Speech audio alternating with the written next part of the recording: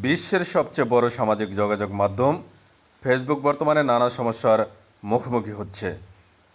ইন্টারনেটের এই যুগে সব বয়সী মানুষের জীবনের অবিচ্ছেদ্য অংশ হয়ে উঠেছে সামাজিক যোগাযোগ মাধ্যম ফেসবুক।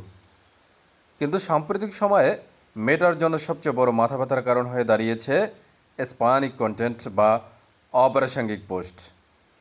মেটা কর্তৃপক্ষ জানিয়েছে, অনেক ব্যবহারকারী পোস্টের রিচ বাড়াতে অর্থ উপার্জনের উদ্দেশ্য ফেসবুক অ্যালগরিদমের দুর্বলতা কাজে লাগিয়েছেন।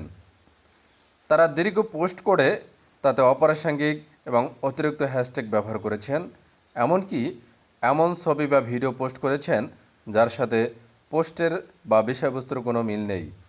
উদাহরণস্বরূপ, কেউ কেউ হয়তো বিড়াল বা কুকুরের ছবি দিয়ে ক্যাপশনে লিখেছেন অন্য কিছু, যা সম্পূর্ণ অসংলগ্ন। এ ধরনের আচরণ ঠেকাতে ফেসবুক এখন কঠোর পদক্ষেপ নিচ্ছে। তারা ঘোষণা করছে, যদি কোনো পোস্টকে স্প্যানিক কন্টেন্ট বা স্প্যানিক পোস্ট হিসেবে চিহ্নিত করা হয়, সেই পোস্টের রিচ উল্লেখযোগ্যভাবে কমিয়ে দেওয়া হবে। সেই পোস্টের মাধ্যমে কোনো আয় করা যাবে না।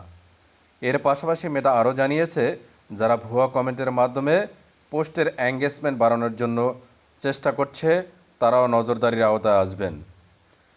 শীঘ্রই ফেসবুকে এমন একটি ফিচার চালু করা হবে, ব্যবহারকারীরা অপ্রয়োজনীয় বা ফেক কমেন্ট রিপোর্ট করতে পারবেন।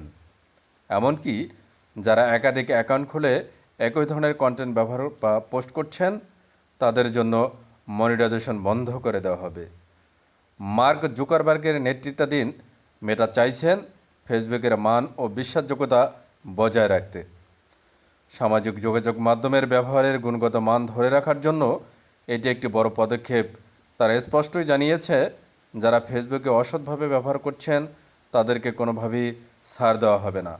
সামগ্রিকভাবে এই পরিবর্তন ফেসবুকে সত্যিকারের এবং গঠনমূলক কন্টেন্ট সরিয়ে দেওয়ার ক্ষেত্রে গুরুত্বপূর্ণ ভূমিকা রাখবে বলে আশা করা হচ্ছে। ধন্যবাদ।